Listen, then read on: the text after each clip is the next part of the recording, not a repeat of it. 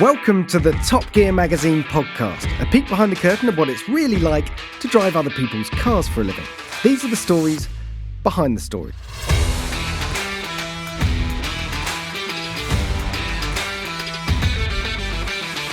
Hello, I'm Jack Ricks, Top Gear Magazine's editor, joined as ever by my main man, Rowan Horncastle, TG's head of content. At this episode, we're talking about the TopGear.com Electric Awards, the Porsche GT4 RS, and buzzing about in Newquay. But first, Ro, what have you been thinking about? Many things, but I've been thinking about the future of EVs, because do you remember when the iPhone was new? Vaguely, yeah. Yeah, but every generation we would get excited about. I've just got a new iPhone. I'm not that excited about it. I don't really know a lot about it. I've just got a new one, but it's got new technology involved. I'm worried that cars are going to go that way. We're on the first generation of EVs from big manufacturers, and they're throwing all the glitzy Gucci bits of it, big TVs, big screens. But where does it go, and will they just become, in years to come, You're just right. the next incremental range improvement? You know, you don't need more than a certain amount of power in certain types of cars. So. Yeah. But where iPhones are just smattering more cameras onto the front or back of them, you can't really do that. Well, with cars they will, because they'll just start driving themselves. But are we going to get less excited the more they go on when we're on the seventh generation of the ID3? Well, I've got some ideas about it. I know what you mean, this sort of merry-go-round of technology that you have to keep updating because we've got this sort of endless thirst for new stuff. And cars, you know, really, a new car should earn its place in the world, shouldn't it, with a new experience or a new idea or something. But do you know what? I know someone who might be able to help us out with this. Who's that? Marques Brownlee. So Marques, if you don't know him already, he's the number one, the biggest tech reviewer on YouTube, but he's also, in his spare time, a contributor to, or a contributor even, don't know why I had trouble with that word. It's a tricky one. It is a tricky one, to Top Gear Magazine. So each month he reviews an electric car and writes about it in his specific column called Hard Drive. So, should we get him on? Yeah, let's unbox. There you go. That's a very tech YouTuber phrase. You are good. This subject. Okay, Marques, are you there? I'm here.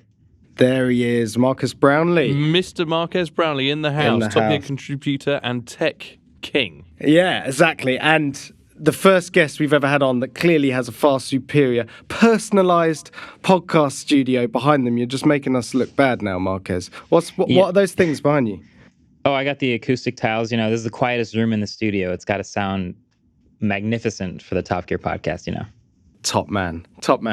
Well, Ro, you wanted to fire away with the first question because there was something that was going through your mind recently. Yeah, Marcus, we've just been talking about the relationship between consumer tech and cars, and it seems to be getting closer and closer. And I was saying that I've just got a new iPhone, and when iPhones were new, I used to know every update that was in every generation, and I'm worried that EVs are going to get to the point where it is with an iPhone 13, where I didn't really know what the difference was between the 12 and the 11, and I've just got a new one for the sake of getting a new one, and there's only been incremental changes.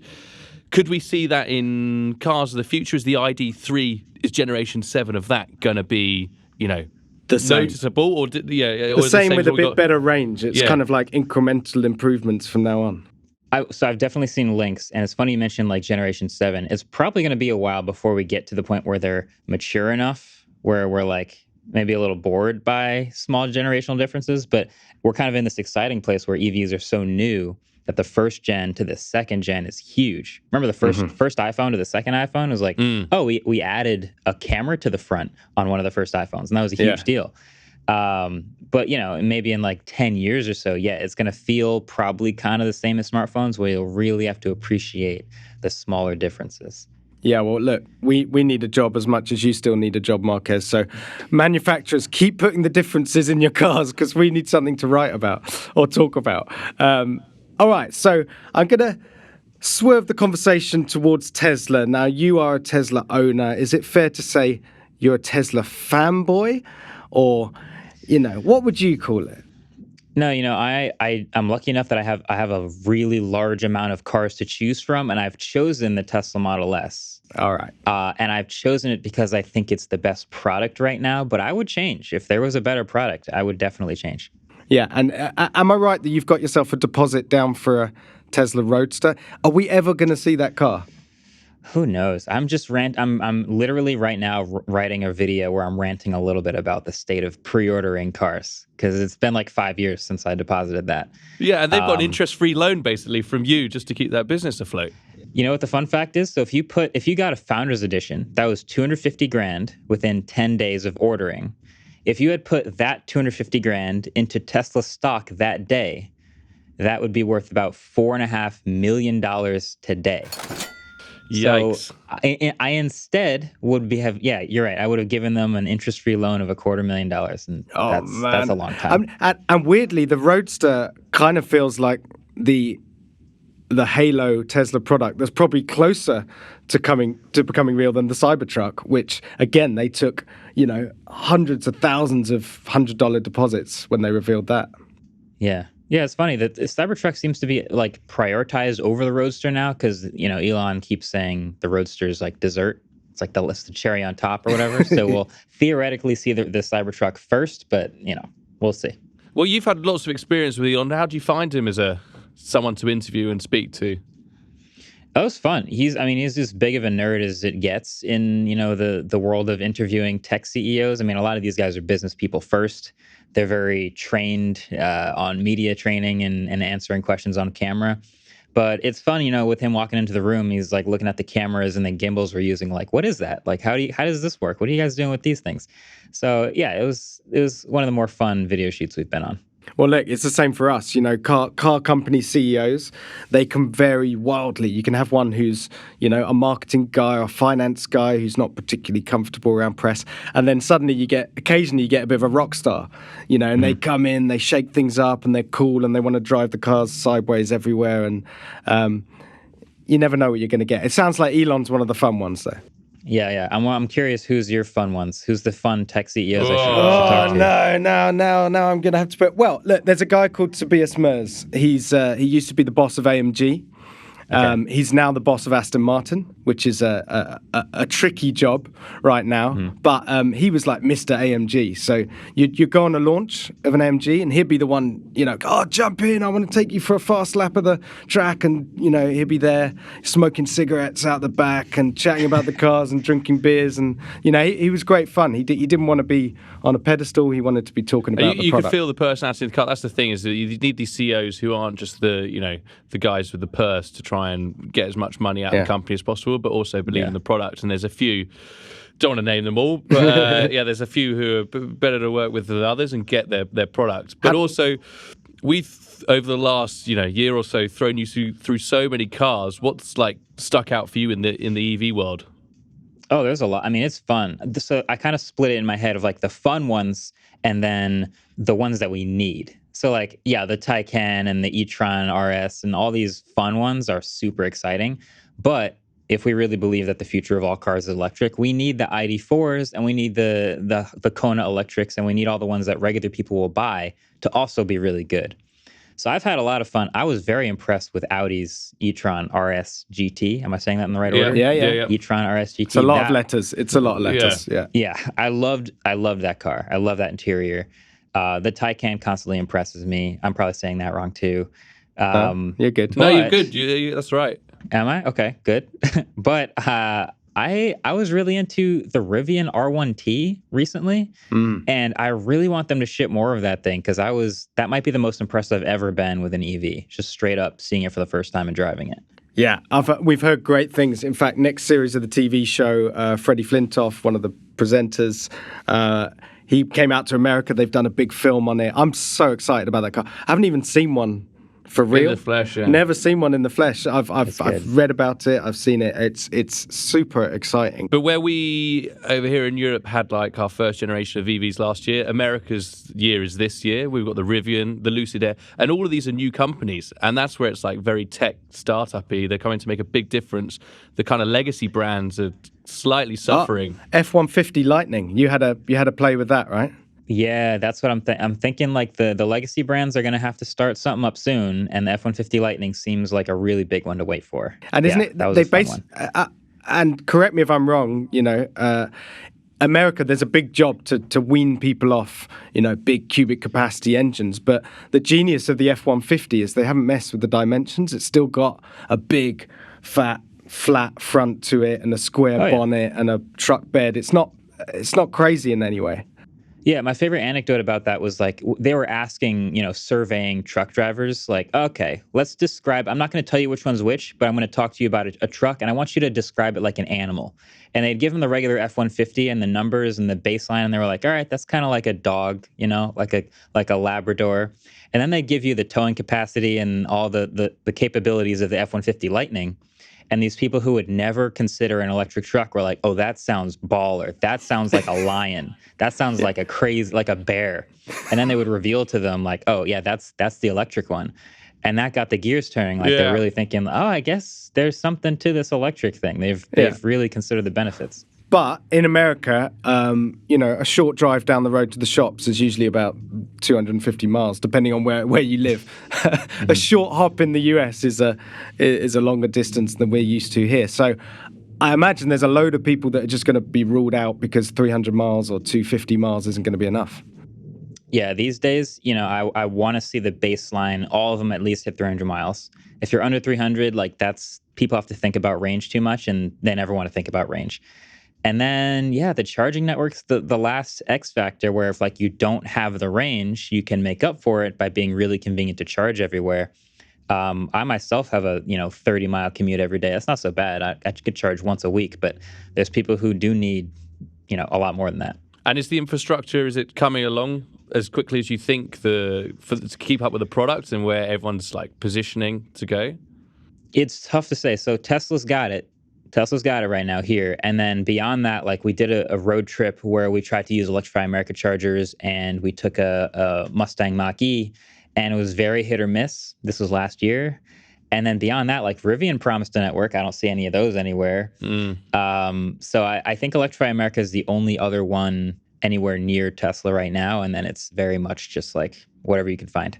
Yeah, I mean, same here, right? Tesla's still leagues ahead. There's kind of just loads of companies springing up that are all competing. You kind of want them to just talk to each other and just, get this sorted as quickly as possible. But you're running a Mach-E currently, but still in the UK. But it's getting to the point now, you go to a charger, someone's put chewing gum in it so it doesn't fit in properly, or it doesn't work as well. Yeah, or someone's on it. Or there's a car with a petrol engine parked in the EV charging bay, and you're like, oh. Well, that's the worst. There's still work to do, but that Rivian, we're all desperate to have a go in that. So is that your pick for 22 then, the Rivian? Have you driven it yet? Yeah, I had it for about 48 hours. I had that car. I've driven it. I was very impressed. It launches harder than some base Model 3s, some sports cars. Yeah, I love that thing. I think if I was looking for, they're only going to ship, I think they've said 25,000 of them this year or something like that. But if I had a favorite EV for 2022, I think that's the one. But again, I want to look forward to the ones that are going to take over the dominant $30,000 to $50,000 real people buying it type space, because those are going to be good too. Yeah, and it seems like the Koreans, the Hyundai and Kia, are the ones that are killing it there, because they're offering affordable cars, but with this kind of 300-mile plus range. So yeah, look, Marques Brownlee, man of the people. He doesn't just drive electric supercars and 800 horsepower trucks. He can get down with the Hyundais. He's only saying that because he hasn't got his Tesla Roadster yet. Otherwise, he'd be cruising in that every day for his 30 miles. I mean, someday. Cross your fingers. Have a word with Elon. You're the one who can get there closer than we can. All right. Well, hopefully we'll talk again before you get your Roadster, which means sometime in the next 5 years. Marques, it's been so nice talking to you. Thank you so much for coming on. Yeah, thanks so much. And keep up the good work in the mag and online. All right. Appreciate it. Thanks, guys. There you go, the king of tech YouTube, or YouTube Tech King. The man with nearly 15 million subscribers. Many subscribers and followers and all the other internet gangs. Yeah. But that's that. But being the electric awards issue, we should get into the topic at hand. Get straight into it. The GT4 RS. Because you've been driving that, haven't you? I have. Something with I managed to sneak in a petrol-powered car. The Porsche 911, the Cayman GT4 RS. It's a car I've been so excited about, honestly. I think everyone in the world has, because... Yes, no, but I've got an extra reason that I'm being excited about it. Why is that? Well, so we went and shot the car statically in a studio with Andreas Poininger showing us around before Christmas. I think it was in November. again, you can watch that walk around video on our YouTube channel. But basically, what I wasn't allowed to tell you until now is that Preuninger turned up in a prototype. So he obviously drives around in the cars. So this is Andreas Preuninger, the head of the GT department at Porsche. There we go. The brain behind it all. The brain behind all their best fast cars. So anyway, so it's black wrapped, this car. It's clearly a prototype. So we finished talking and I say, look, do you know what would help me really understand this car, really get under its skin? If you took me out for a drive in your GT4 RS, to which the PR man had a sort of mild heart attack, but then agreed. Well, Preuninger was bang up for it straight away. PR man eventually said, look, as long as you promise not to talk about it on like a podcast or anything like that, then it will be fine. So you cross your heart and swear to die. You pinky do promise. whatever it takes. Did you do a pinky promise to Preuninger? Yeah, pinky promise. Black and white magic, no rub outs. And so anyway, we went out for a drive on some of the local roads. The noise this car makes, I just wasn't expecting. So I came back like absolutely tingling head to toe. But I think I phoned you from the studio going, I wasn't making much sense. I was like, Rowan, GT4 RS, it's the best car ever. I hadn't even driven it yet. And because the thing is, there's a lot of people in our industry, me included, who get very gooey with anything that's got a Porsche GT badge on it. But you're not one of them.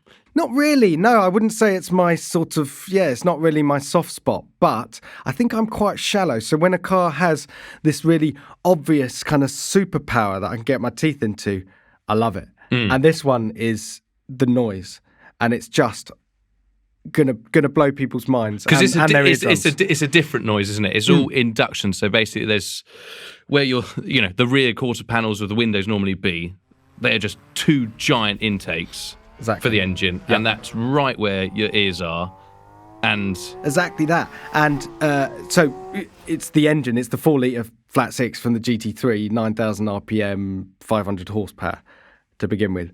And what's really interesting, so go. I keep pushing people towards watching the videos on YouTube, but please do. It will help you understand all of this.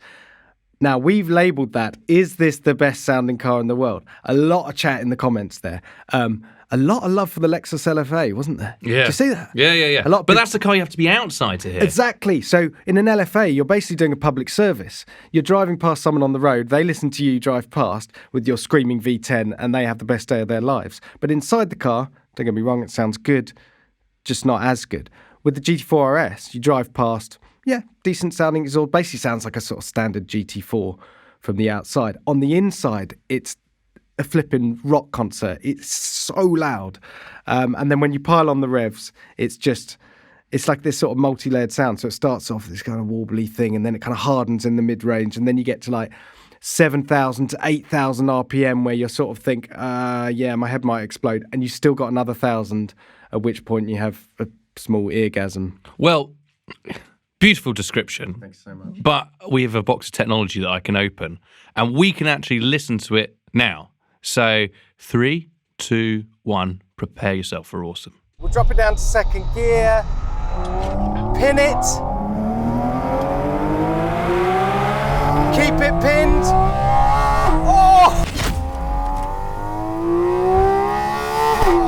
Oh my God, that is 9,000 RPM, and that, hands down, easily, is the best sounding car I've ever driven. Yikes! I told you it was good. But I still don't think you can truly understand it unless you realise that is literally being just directed straight into your ear holes, not out the back of the car. It's amazing. Yeah, but we don't buy it just to be a moving hi-fi. What's it like to drive? Oh, I forgot to assess that. No, it's brilliant. Like it does all the things that we know that Porsche does better than anyone else. So all the touch points are just spot on. Steering's fantastic. The brakes are good. Ours was on ceramics. The surprise, I suppose, was how usable it was on road. So you've got, 2 settings for the dampers. It was completely fine. A sort of 7th gear cruise on the motorway. You can get it to quieten down. You got a sports exhaust button, hit that, and then some of the exhaust drone dies off. It's quite noisy when you're driving along because you cannot switch the induction noise off. But it's a way more usable package than it looks, with the stripes, with the big wings, with all the extra aero and everything, and that's why I wasn't. And then on track, it's just fantastic. It's just a really, really, really impressive machine. So hold up, where were you in the world for this? Like, where did this all take place? Portugal, right? Estoril. So we had a day on the track, basically at Estoril track, and then a day in the roads, just about an hour north of Lisbon. Looked like a lovely winding road. Yeah, it was quite good. It was a bit narrow, actually. I'll be honest. We sort of put our eggs in one basket, headed for this road. In the end, it was just fantastic because it was quiet and we basically had it to ourselves. So, yeah. But that's the thing, for the viewers and readers of the magazine, is that the roads that look best to photograph stuff on, it aren't necessarily the best to drive on. It was one of those. It was one of those. Yeah. And actually, you see there's comments on the video saying, wow, where's that road? It looks fantastic. Well, hats off to Charlie Rose for making it look that fantastic. It was a bit narrow and a bit bumpy, but look. Awesome videographer, Charlie Rose. Check out his work on the YouTube channel now. But the bigger question is, does it need a manual gearbox? Surely everything's analog nowadays. We need that. Well, everyone needs something to argue about, don't they? This is the way I put it. Would that car with a manual gearbox be a lovely thing to drive and to experience? Absolutely. Of course it would. But it's against the RS doctrine that to put a manual gearbox in. RS is about, it's the most hardcore cars. It's about track performance. It's about keeping your hands on the wheel. And the other thing is the PDK box is so good. That gearbox with that engine is just an incredible. Changing gear in the PDK, pinging up at 8.5, 9,000 RPM. There's like this little hydraulic hiss. There's this kind of mechanical wallop. It's a proper experience as well. So 2 days driving it around, I wasn't lamenting the fact that it didn't have a manual gearbox, but I can see how people would want one. But I don't think you're going to get one. Yeah, but then you can get a GT3 with a manual gearbox. Exactly. Does it step on the toes of the GT3? Same engine? Yeah, I mean, it does in some ways. You talk to Porsche, and they're very, very adamant that it's aimed at a different customer. So a GT3 is basically the model that they throw all the technology at. So that is the one that has, the rear wheel steering, the double wishbone front suspension, basically anything they can do to make it faster around a track and more engaging to drive. Whereas this was more of kind of an emotional exercise. So it's like, what's the kind of craziest collection of components we could possibly put together and just make a car that lodges itself in your memory? And it's the GT4 RS. So actually, yeah, you put them next to each other, and no, you could feasibly own both, and they would serve different purposes in your garage. But also, there's another car coming later this year. Well, yes. The GT3 RS, which looks absolutely bananas. Yeah. Have you seen that active wing on the back? It's the size of a library shelf. Yeah. And then, as you say, that's going to be the hardest of hardcore cars. Exactly. So you put the GT3 RS next to the GT4 RS, and there'll be an ocean between them. I think, there would be. No, because one of the more stranger Germanic quotes from Andreas Peroni goes, how did you describe the GT4 RS? The Robbie Williams of cars. I won't do the accent. It's the Robbie Williams of cars, which is slightly dated reference, but I think he was saying, look, I think it was because Robbie Williams did the song "Let Me Entertain You," right? Oh, so he's not a fan of Take That, like the earlier stuff. He might be. Andreas may be a big fan of Robbie. What he does in his own time is up to Andreas. But yeah, some quite funny quotes there. But the other person who was there was Jörg Bergmeister. So he's the driver that set the Nürburgring lap time in the GT4 RS. He's obviously plays a big hand in setting these cars up, and I was trying to sort of get some detail on the GT3 RS out of him, and he wouldn't be budged, but he was just like a lot of wide eyes and raised eyebrows. I think it's going to be utterly mad. I once had to chase him around a track. In a car or just no, on foot? Yeah, we're running. Yes, no. In the previous GT3 RS, safe to say he's very quick and I couldn't keep up. But yeah, he is incredible. But okay, you've waxed lyrical about that. I think you need a bit of a rest. I think we can put the pressure onto someone else now. Paul Horrell, have you heard of him? Yes, I had heard. He's the extremely clever person, very experienced journalist, the OG of car journalism, who's a contributor to Top Gear magazine. He is not only a colleague, he is a great friend, but he's a great mind, one of the greatest minds, who has been in the car industry, I think, since it began. And but so great is his mind that we need to exercise it now and again, don't we? Yeah. Which is what this is about. Yeah, so what are we going to do?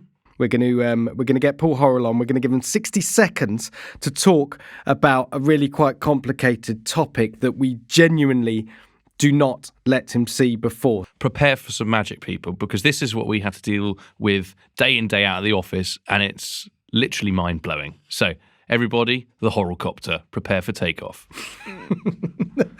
Hello, Mr. Horrell, are you there? Hello. Hello. You're wearing a very smart shirt. Oh, it's red carpet night tonight. Oh, you're out and about, as usual. I am, yeah. Off to the unveiling of the Lotus Elite.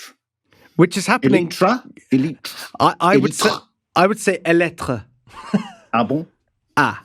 It's been the unveil's in quite an interesting place, isn't it? Yes, it's the BBC in London. That's our office. It's basically at the Top Gear offices.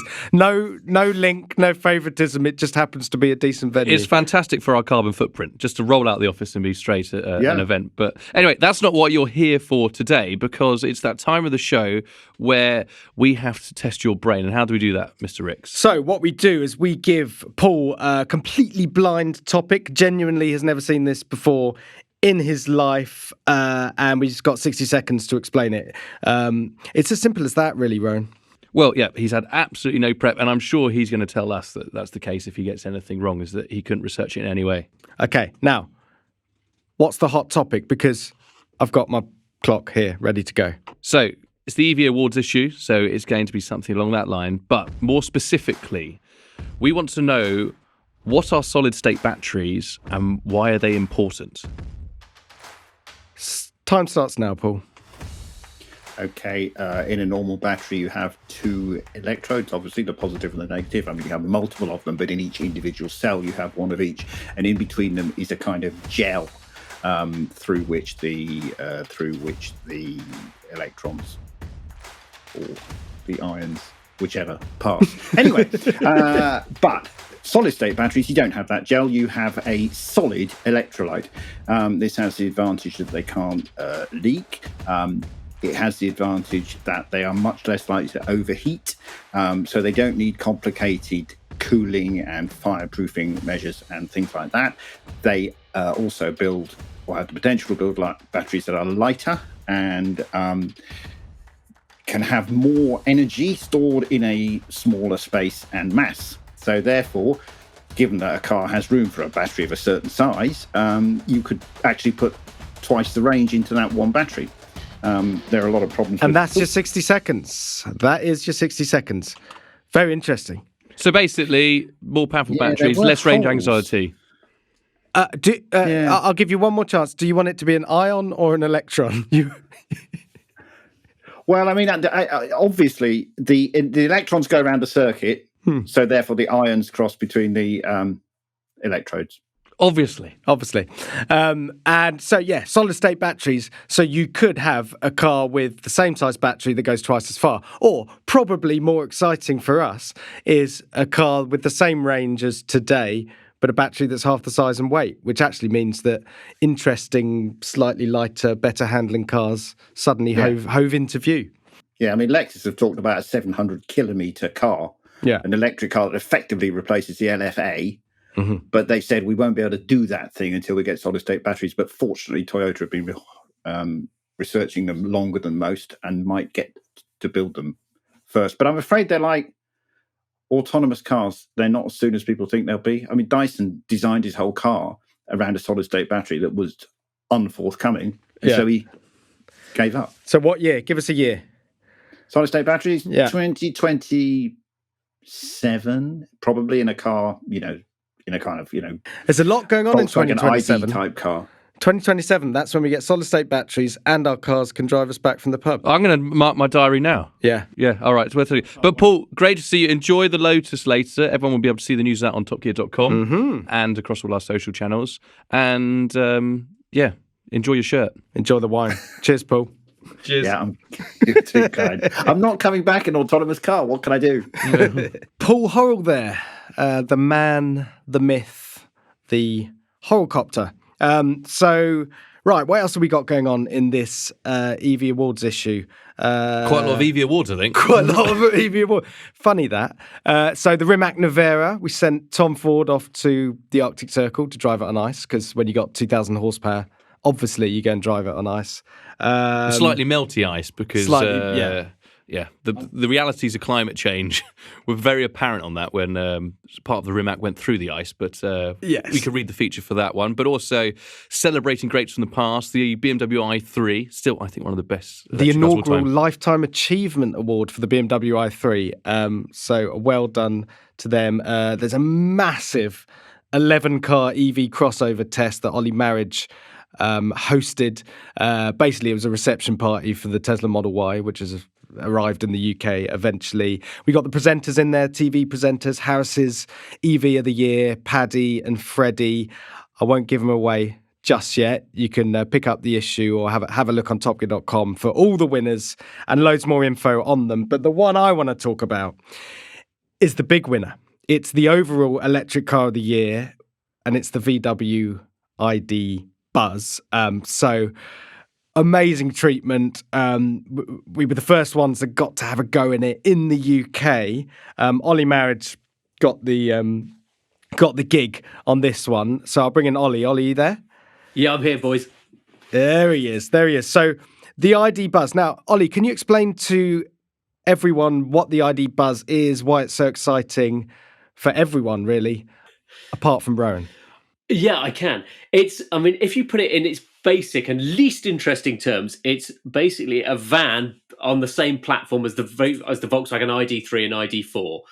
But what it actually means to me and to hopefully a load of other people, and I know you guys as well, is that it's the return of the VW bus, and it has the opportunity to take electric cars in a different direction, because so far what we've seen is that everyone's doing electric crossovers because they're the big sellers, and that's what people have been buying with petrol engines. So that's a safe part of the business for them to invest in. So Volkswagen have done that with the ID4, but now what they've done is recreated the old Type 2 camper from the 1950s and 60s and updated it into the electric era, which just makes so much sense because vans are brilliantly packaged. They offer a lot of space. The problem is they had an image problem, and that's why people want SUVs and crossovers.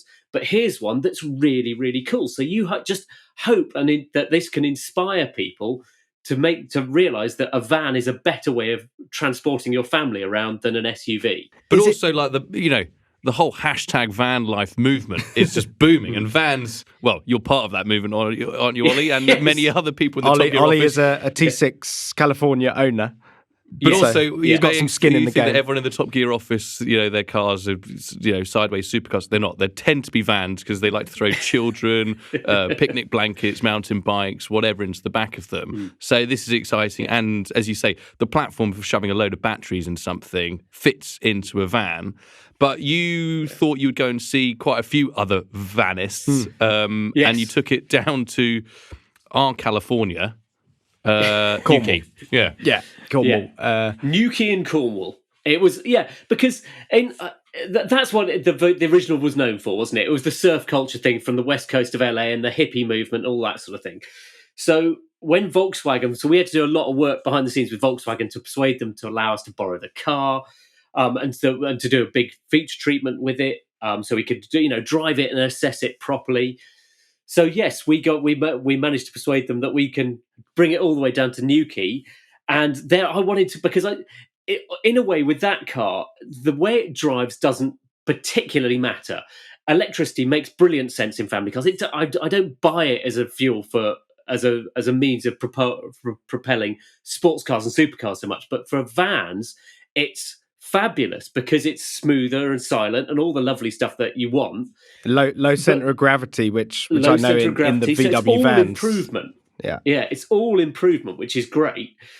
But then I thought, so actually the driving of it doesn't matter too much, but I want to know what people who are VW van owners already think of this, whether they're convinced of it. So I did a lot of fast pedaling on Google Maps and stuff to find companies that convert VW vans, people that modify them, that just own them, that own all sorts from, original T2s through to T3s, T25s, T4s, T5s, all these people. We got them all together to come and have a look at this. So I think we had nearly 30 vans there in total. It's like your alongside the ID own little Buzz Bug Jam festival going on there. Exactly, yeah, and some very nervous men from Volkswagen standing around the edges, going, "Oh my God, are these people going to pull our car to bits?"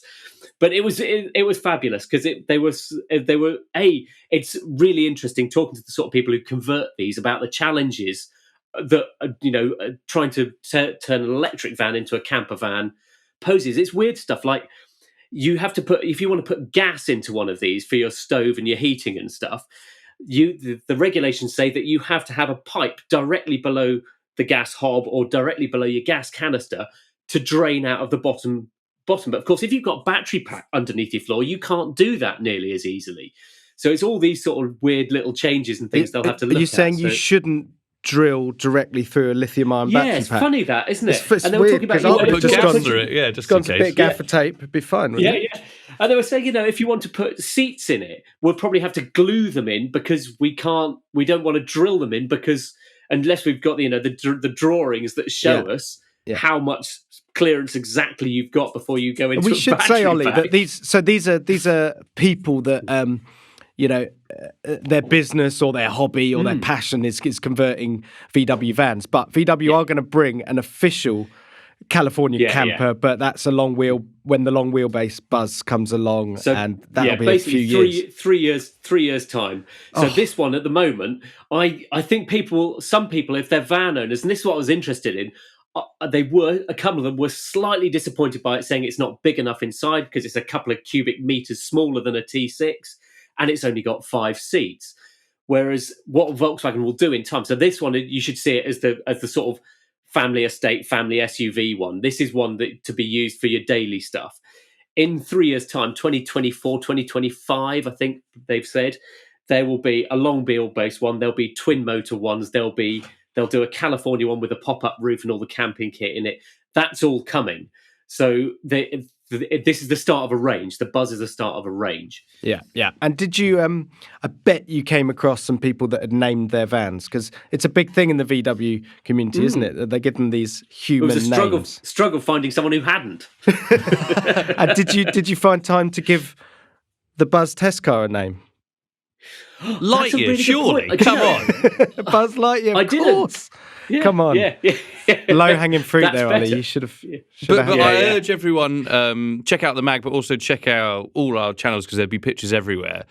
The Buzz, we've only seen it in isolation in studios. When you put it in a real-world environment, especially next to the old one, it does look super futuristic. And amazingly, I don't know how Ollie organised it, but there was sun in Newquay. So we actually had a proper Californian sunset with some original splitties. And the pictures from Mark Fagelson are sensational. But it does look big. It does look big next to the old ones. But it looks small next to a T6 a little bit. But yeah, it's a great package. The sense of being in it, that's what I love. It's you sit in this driver's seat, and yes, you've got the sort of the clean Volkswagen layout, but it's just because the windscreen is so far away and big and upright, and the sense of space. It's just I don't think I can't think of a more special and distinctive driving environment that I'd rather be in to do distance in than that, actually. I think it's tremendous. Now, Ollie, I know, I don't want to give too much away, but you have expressed interest with your local VW dealer. Yes. So this is the acid test, isn't it? You've driven it. You're one of the only person outside VW who's actually driven this car so far. So would you swap your T6 for one? As it stands, no, I probably wouldn't. Because I'm going to get really geeky on you for a second here. I do a lot of bike riding. I love my bikes, so I need to carry bikes on the back. But on the new Buzz, because it had to have an electric tailgate, the tailgate isn't strong enough to have bikes hung on it and to be able to open with bikes on it. And you go, okay, but I can stick them on a tow bar rack. So you can stick bikes on a tow bar rack. That's fine, but the tow bar rack probably won't tilt far enough to allow the boot door to open. So that's something I haven't checked yet. And also the towing capacity, if you're interested in this sort of stuff, is only a ton, where the T6s and things can tow 2.5 tons. So caravan owners aren't going to want it. And what's that about? Why the lower towing?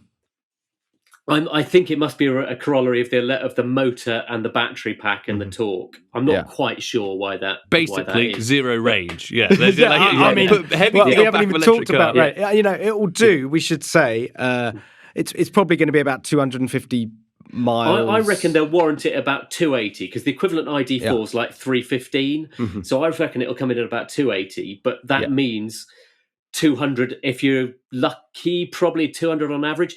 And then if you load it up, stick anything on the outside, tow anything, that's going to fall dramatically. Or it's cold. Jesus, it's going to be dropping quite a bit. But so I did look at it, and I still am as a potential to swap, basically because my T6, which is 4 or 5 years old, is still worth now what I paid for it 4 or 5 years ago. It's bonkers. So I sort of went, it's a good trade-in deal. I can get on it. And that's a very good point, actually, because a lot of the chat around the Buzz is it's going to be expensive. So they're talking about a kind of smaller battery version later that will start from about 50 grand. But that means these launch versions are gonna, with the bigger battery, probably they're gonna start at 60 upwards, which is a massive chunk of money. But bearing in mind how well VW vans hold their price, you know, if you've got the money in the first place, then it's unlikely to depreciate. So a bit of consumer advice for you there. Yeah, that's exactly it, isn't it? Is it going to convince people to be a summer of love, to be more fertile, a bit like back in the day, and then use their bus? Well, I suppose it depends whether we get a summer in this country, doesn't it, or not? Well, I think we had that one day in Newquay. We're done now. Yeah, we've used it. I don't know. I could see. Yeah, I think it's an interesting point though, because whether people use it to, you know, hang out like hippies in fields all summer or not, it's selling an idea. It's selling a kind of romantic idea of that kind of lifestyle. It's a bit like you buy a new Defender because it could drive over the top of a mountain, but you never do it. You know, you're buying well, apart from you, you're buying a sort of little flavour of that lifestyle. I love the idea that I could pack my family and my 2 kids in the back, all our stuff, go to some sort of festival in the countryside and hang out. You know, probably never going to happen, but you know, I'll probably just end up driving to the tip and back. Interesting. One of the options they're offering with it. One of the options they're offering with it is when you fold the seats flat, there'll be a shelf that you can put in the boot to level up, and then one of the options will be a mattress that you can stick on the back, so that even before the California everything comes out, you could turn it into a 2-bed van already. There's a joke to be had there, but I'm not gonna say it just to be demonetised. Summer of love? Yes, yeah. So just got more likely. See. There you go. Well, on that note, I think we'll leave. Yeah. So ID Buzz, everyone's excited about it. Will we see an army of them outside schools and the next family car in the future? We'll have to see. But check out. It's the cover star of the latest issue, the big winner. Yeah. And there's again a full video of Ollie's time down in Newquay. With all the Vanists on the website. We've also Ollie Q did a brilliant walk around of the Buzz in a studio, so you've got all the details there. We shot our own, we did an amazing photo shoot, Wilson Hennessy, which looks fantastic. So if you're at all interested in the Buzz, get yourselves to topgear.com because it's all on there. Yeah. All right, Ollie, buzz off. Hey. All right then. To wrap up, should we have a little quiz? Yeah. Love a quiz. Love a quiz. So this is our Top Gear Top 9 quiz. We'll bring in the Wizard of Oz himself, Ollie Q, senior road test editor, the Quizmaster. So he's the man that writes these top 9 lists in the mag online. The idea is we get 3 guesses each to name the things that are in his list. It will make sense, honestly. Ollie, what's the topic today? It will make sense until I start explaining this. Today I'm looking for crazy fan cars. This list was inspired by the Gordon Murray T50, obviously infamous for having the big fan on the back to generate downforce. Lots more cars have had fans over the years. Can you tell me some of them? Shall I go first? Yeah, please, yeah. McLaren F1. It's straight in. It's straight in with the correct answer. Where? Yes. You see, Gordon Murray's, the successor, the T50, has its fan proud on the back, but the F1 actually had 2 fans buried deep in it because Murray had the idea ages ago, but just didn't really have time to perfect it with the F1. So did they work? Did they produce downforce? Apparently, they had enough downforce to overcome the car's natural lift. So it kind of made the car more neutral, but it didn't stick it to the ground the same way it will with the T50. But it just shows how long those ideas rattle around in Professor Murray's big brain box before we get to experience them. Embarrassingly, I only found this out when we did our shoot with the T50, and we also brought along a McLaren F1.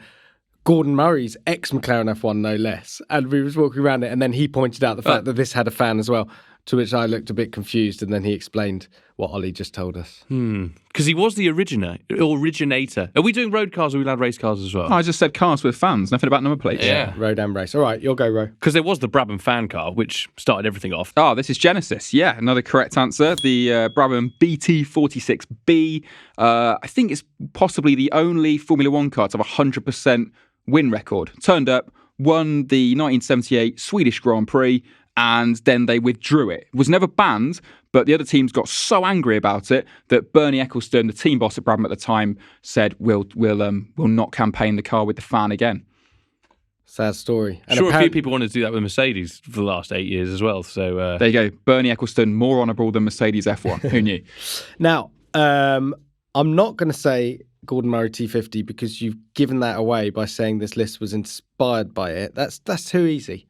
So what I'm going to go for instead is a little slice of carbon fibre, 1,000 horsepower electric car, single-seater, not quite finished yet, but we had one along at our Speed Week last year. The McMurtry Spearling? Said like a question because no one quite knows how to pronounce the McMurtry Spearling. You're quite right. That has got a fan. It's not on the list. Oh. I think I wrote this list before we had that along to Speed Week. I think it's been lurking in my imagination for a while before it's made it out. This is a classic list from the archive, is it? It may well be, yeah, one of like now that's what I call top nines. It's a compilation. But yeah, I'm afraid that's not on the list. But a great guess. Yeah, this car's going to have 1,000 kilos of downforce. It's going to be the classic stick itself to the ceiling racer if they get round to letting us have a go. From England as well. Yes. From Bristol, I think. British. Yes. Yeah. Yeah. So David McMurtry came up with the idea for it, and he did the engines on Concorde. So there's a man who knows about making stuff go really fast through the air. Thrust. He knows a lot about thrust. I'm going to stick to the race cars. Because I know, and I've always found it fascinating. You see it going up the hill most years at Goodwood, the Chaparral 2J, which basically looks like a dishwasher from the back, or like a washing machine. You know, when you pull them out from under the kitchen unit, and then if you slap that onto the back of a car, it basically looks like this. The aerodynamic profile at the rear. Please don't isn't a glue speedtail. your washing machine to the back of your car, listeners. Yeah. No, I mean, he's absolutely right. Normally, Rowan, you're not so good on the historicals, but this week, absolutely killing it. Chaparral 2J, yeah, it looks like a chest freezer that's crashed into the back of a Can-Am car. Yeah, that's the best way of saying it. Go and have a look at it. The highlights of, going up the hill, like you say, at Goodwood. Flashing grit into people's faces. It's possibly the ugliest race car ever, but it was really ahead of its time. There's a Chaparral museum, by the way, in France that I went past once, and I thought with a few cars in it. It's in the. It's got like wind turbines next to it, spinning really fast. No, yeah. You can get your washing done there really quickly. But check it out if you can. But you wouldn't. It just pops out of nowhere. Went past on a road trip, so check that out. But Jack, third and final answer, please. Third and final. Okay, so. I can see all sorts of holes in this that you're going to, all reasons you're going to say this is wrong. But the aerial hypercar. So now I realised it's not finished yet. We haven't seen it, but this is the excuse is coming straight after the answers here. Turbine range extender, mega fast hypercar that Ariel is working on. Am I right? I'm going to give you that one because. They've shown the fans hypercar, working. They've shown the concept working. What I actually put in the list was the Aerial Atom Aero P. So which actually stood for the Aerodynamic Efficiency Requirements and Optimization Projects. It's easy for me to say. This was effectively an atom that looked like it had sort of run over, some debris in the road, and it got stuck to the bottom of the car. For the hypercar, right? It was basically a skirt with a fan underneath it, suck the Atom, a famously very light car, hard down onto the road, and give it more downforce than Wings ever could. They say that they're working on putting that into, a hypercar that's going to take it to Ferrari and McLaren. So, fingers crossed we're getting to go in that very soon. And that is a perhaps controversial point for Jack. Rowan, can you win it? No, because that was what I was going to say, and I haven't got. I rack my brain right now. Well, there's a point for the snaffling if you fancy cheating. I don't cheat. What car? was brought What up car in a inspired this list? Oh, but are we allowed that? Oh, this is friendly help. Oh, how generous of you. But the T50.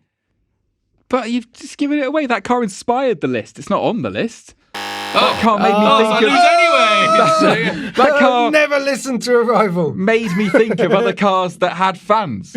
So there we are. No, I'm afraid, the T50, of course, going to be famous for having the fan on the back, but isn't on the list. I was thinking of stuff Just like... to check, Ro, if I told you to jump out a window, would you jump out a window? I don't know, maybe. You're the boss. Yeah. What about something like the Porsche 917? The mad flat 12 needed to cool, so it had a big cooling fan stuck right on top, like some Yeah, of but the air that didn't conditioning help. unit. Well, I guess, It's a car with a fan. Yeah, but all cars have fans in. They've all got HVAC systems. Oh, well, why didn't you say that? yeah. That'd have been a great answer. I Also, sorry to all air-cooled Porsche owners listening, talking about, they do have fans, don't they? Yeah, right oh, at the no, back, they yeah. have radiators. Got mixed up. Anyway. All Well, right. You've missed the open goal, both of you. What's that? Which car has the scariest fans of all? Yeah, that's right, Teslas. Oh, look at him. Right, I'm now going to go into witness protection, so thanks very much for having me. Yeah. All right, good to see you again, Ollie. We'll see you next time. Thanks, Al.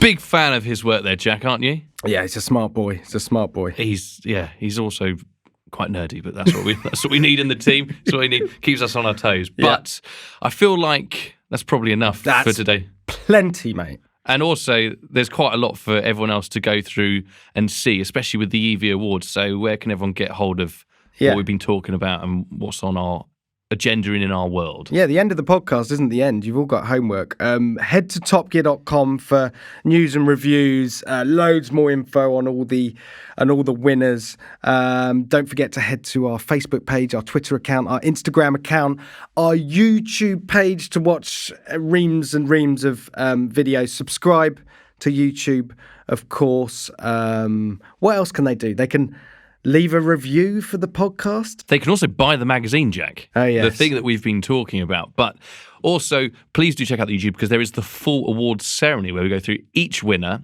And also on topgear.com, there's a dedicated page.